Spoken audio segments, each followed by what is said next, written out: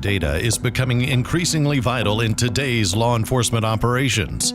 Officers no longer rely solely on a gun and a radio to perform their jobs. They now have access to a wide variety of applications in the field, such as real-time video, criminal background checks, license plate readers, and fingerprint scanners. This information in the field is significantly improving situational awareness and communications between command and field personnel, leading to better officer safety and safer communities.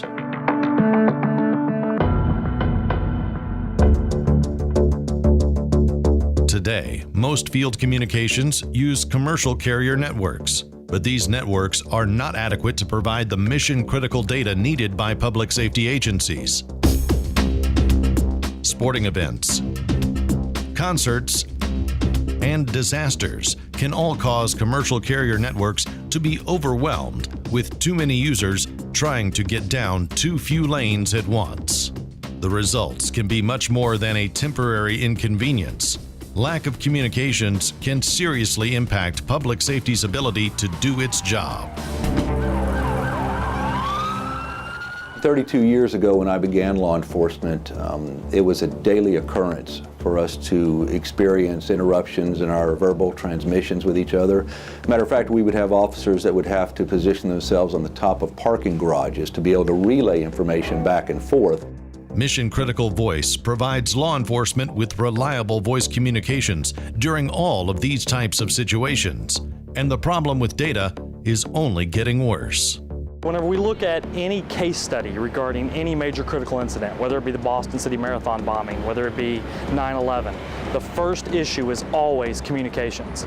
Having gone through several major disasters and events, hurricanes, tornadoes, freezes, we have found that our commercial carriers can be susceptible to outages.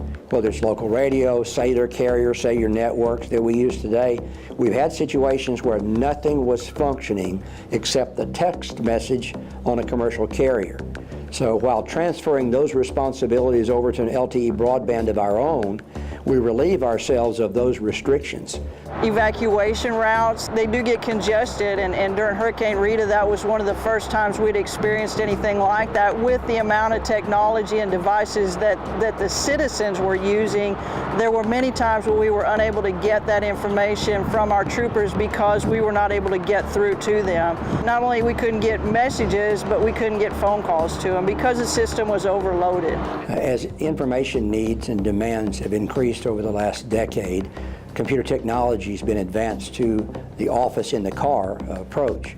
Our laptops work on air cards that access cellular networks. We have portable fingerprint devices, all kinds of Wi-Fi accessories that come in the car. The officers nowadays must be technically adept and supported by equipment that accesses these wide range of computer resources in remote locations. It's absolutely essential that we have the broadband width necessary to meet those data needs. The solution is Public Safety Broadband, a broadband wireless network dedicated to public safety. And Harris County, Texas is leading the nation. Harris County LTE is the first public safety LTE network in the nation.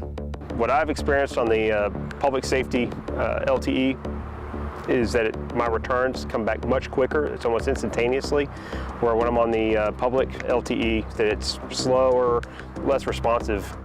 With Public Safety LTE, officers can have access to mission-critical data when they need it without having to compete with commercial users for bandwidth.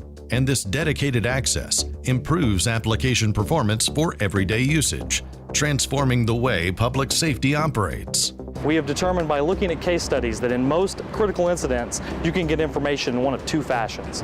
You can have it fast or you can have it accurate, but very rarely do you get both.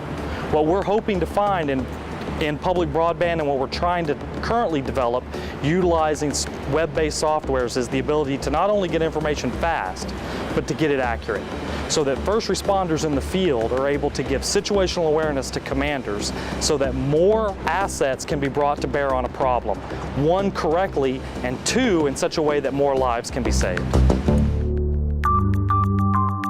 The nationwide public safety broadband network will provide a secure, reliable, and dedicated interoperable network for emergency responders to communicate during emergency and large-scale events.